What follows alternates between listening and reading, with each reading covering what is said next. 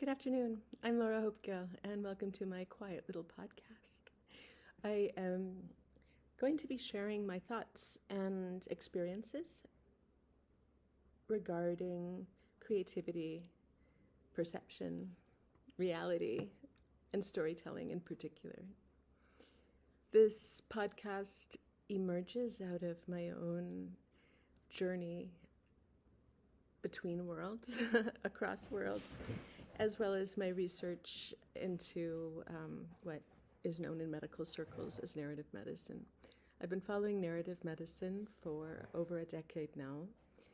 The moment that I heard the phrase, when I was just launching the creative writing program at Lenore-Rhine University, I knew that it was for me. I knew it was something that I wanted to pursue and learn about and follow.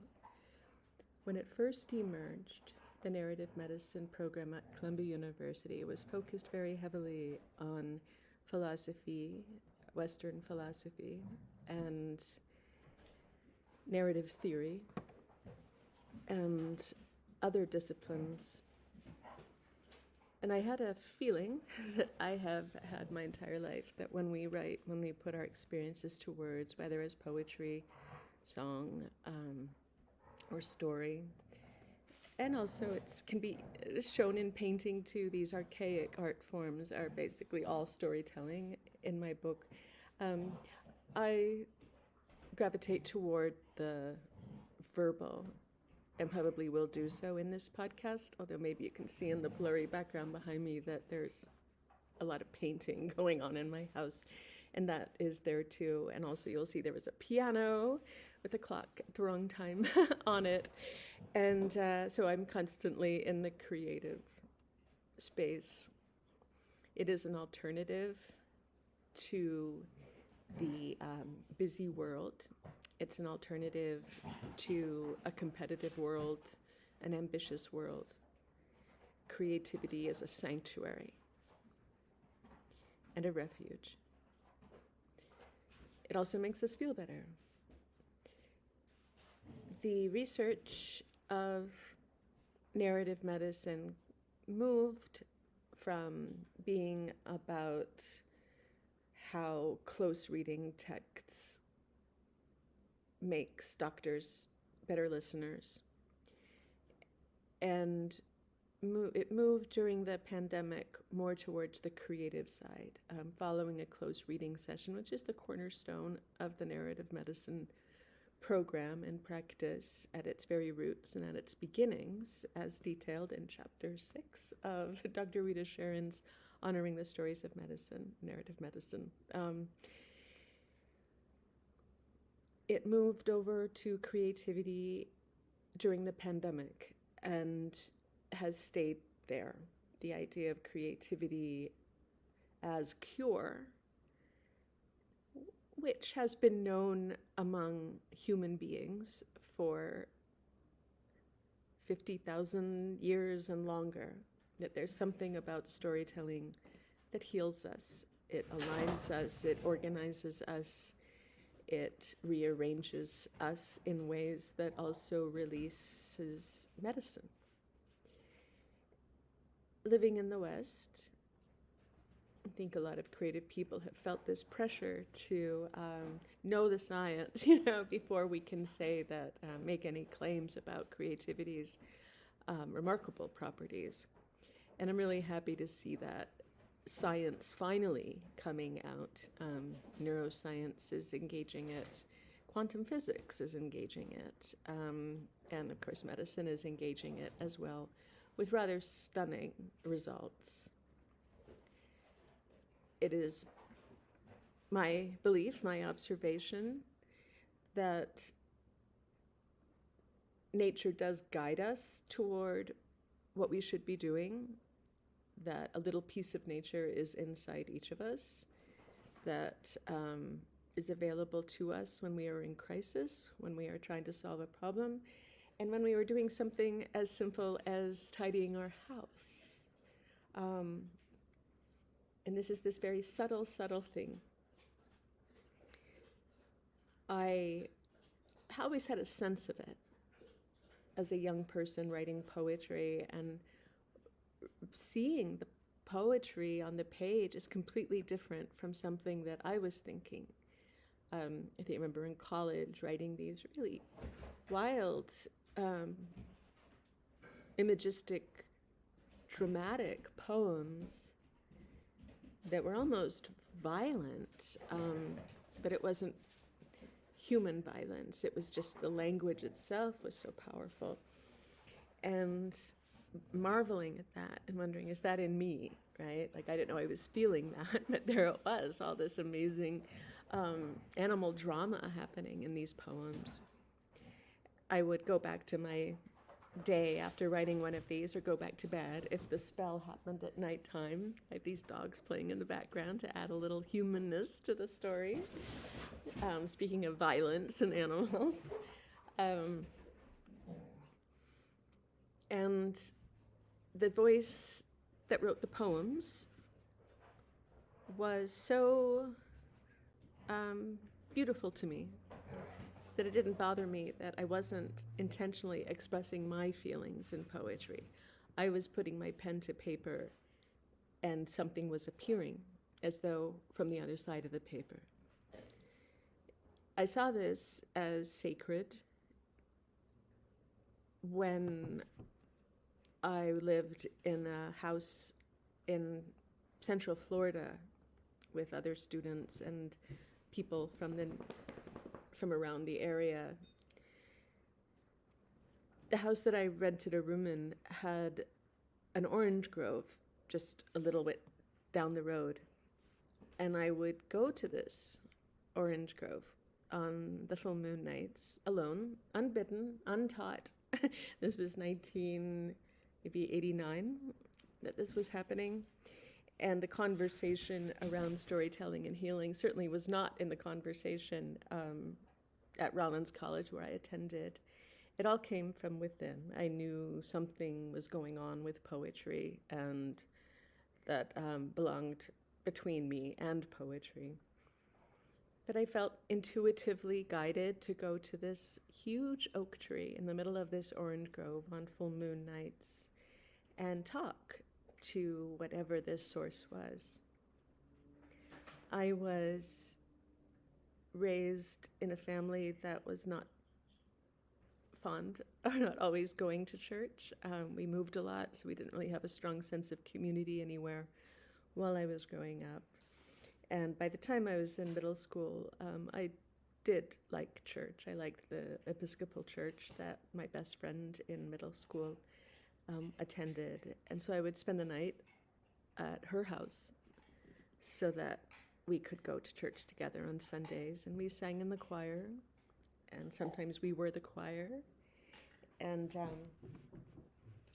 sorry, dogs were chewing a lid of something.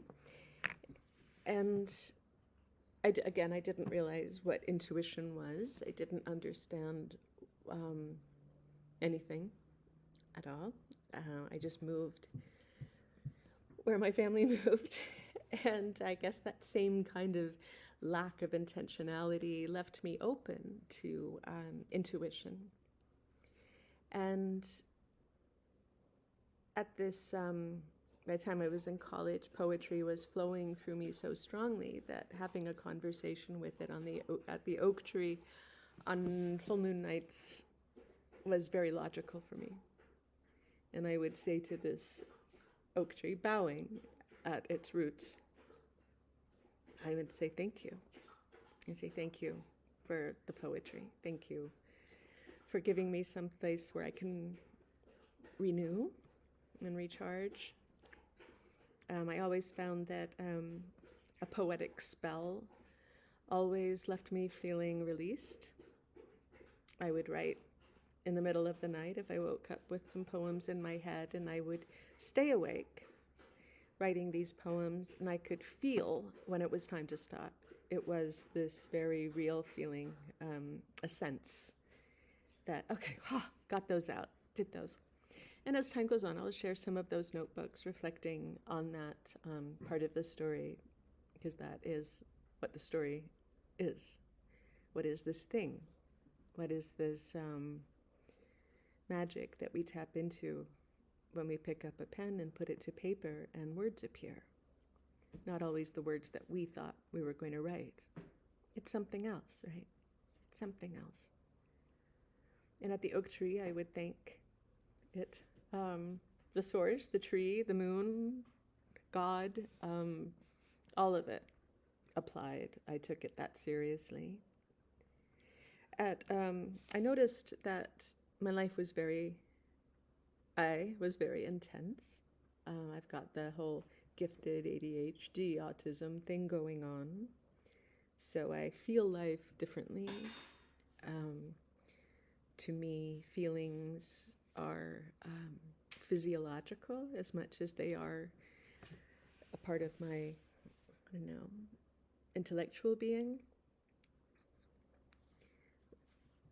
When I was a senior in college, I had to write a thesis, and I chose the creative process as my topic. Not a lot was out about the creative process at the time. There was this one remarkable book called The Creative Process, in which there are essays from Lorca and Pascal, a whole bunch of people, and I did have a copy of that. And I took a class called The Philosophy of the Emotions, taught by Dr. Daniel Di Nicola, who has a website now, Dr. Di Nicola, Denicola. And the course was a life changer for me. As an intense, emotional girl, I delighted in reading this material that hovered around how philosophy in the West, since the 1700s, has tried to dismiss emotion rather than engage it. It has gone by different names. For instance, Darwin said it was instinct, which isn't maybe far off, but it still was, at the time that Darwin was writing, nobody wanted to be told that instinct was a part of their being, and that we were animals. And but I liked reading those different theories, and it helped me understand why the entire time I was growing up, nobody ever really asked me about my emotions or coached me on them, or told me stories that would help me metabolize them, work with them. I only had poetry. Thank heavens I had poetry. I come from a family, my father was a doctor, and he dealt with emotion all the time from his patients, and when he came home, he did not want to deal with it with us. He had 2 daughters and my mother, and none of us were allowed to emote. If he scolded me, I would go internal, I would go inside myself, and he would then yell at me saying that I was being too sensitive, and he would tell me not to pout, and don't pout. I didn't know what the word pout meant. And so I would just try not to show any feeling. And it reached terrible points. It reached terrible dimensions where we were supposed to just be calm when things were hard. And but poetry always was there. I didn't connect poetry to emotion. I didn't connect poetry to what poetry was taught in my high school classes. Even into college, I didn't connect what the poets in the books were doing with what I was doing until I read one of John Keats's letters, in which he said that poetry must come like leaves to a tree. And that's how I felt. I felt that poetry came to me like leaves to a tree. And I started to question how poetry is taught. I took it very seriously. I took what the poets were saying very seriously. I didn't have that bridge, though, from what I was doing and what Wordsworth was doing. And but after reading that they come like leaves to a tree, I felt I was given permission, to have this, to be a tree, and to let all of these poems grow from me. My thesis in the end, was a sort of a survey of these theories of emotion, and then 4 case studies of artists and poets. I studied Georgia O'Keeffe and T.S. Eliot as 2, a poet and an artist who did not commit suicide, who lived healthy, long lives. Not healthy, but they lived long lives. And then Sylvia Plath and Vincent van Gogh. And I connected how these individuals felt emotion. I don't want to give myself too much credit. It wasn't like an A+ paper. I was trying to feel my way towards what I was, what I am, a creative, sensitive individual. Which in 1988, you didn't go around saying you were this. We didn't have conversation about emotion. In the philosophy of the emotions class, perhaps one of the most telling pieces of my story was we were assigned a paper for which we chose an emotion and do a little research on it and connect it to works of literature. I chose terror, and my additional readings and writings were Stephen King's book on terror and Sylvia Plath's poetry. And people thought that I was going to choose love because I was a poet and because I was always writing poems in my journals and the quad and always reading. And it was a party school, and I wasn't a party girl. For me, poetry was the party. I just loved writing in my journal. I loved translating experiences into understanding and meaning. I didn't call it that, but I understand now that's what I was doing. I was cultivating my inner life from a relatively early age. And I wasn't allowing distractions to catch me up in them. That was my compass. The journaling and the poetry were where I was doing my growth. When I told classmates that I wrote on terror, they were really surprised. Like, what? What terror does Laura know? And I look back on that and I'm like, wow, poetry even guided me to tell myself that I was terrified. That's pretty powerful. And also, just as powerful as I wrote it. Not as self-diagnosis. I don't even know if I was aware that I was terrified. I don't think I was. However, here's an example of what this podcast is going to be about.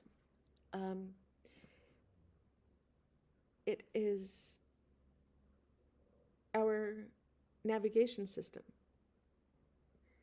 It is a piece of nature inside us that we might call intuition. And it's immense. And I have arrived at a framework for how it operates, a mix of narrative medicine. I did a year-long apprenticeship to the master storyteller and mother of the storytelling revival, Connie Reagan Blake, here in Asheville last year, so I could connect narrative medicine to the tradition of storytelling as it came over to the United States from Ireland, and with resonance with some Native American teachers, such as Joseph Bruchac of the Abenaki Nation, whose book, Storytelling and the Sacred in Native America, and it's called Roots of Survival, in which Bruchac says that in his culture, stories are viewed as gifts. We are given them by the earth. The earth gives us experiences, and our job is to turn those experiences back into stories. And if we don't do that, we are breaking our agreement with the earth. Since engaging stories in this manner, I have come to recognize just how powerful intuition is, and how within our capacity for creativity, we can establish a very healthy relationship with it. So welcome to my podcast, Another Way of Everything, and I will post again.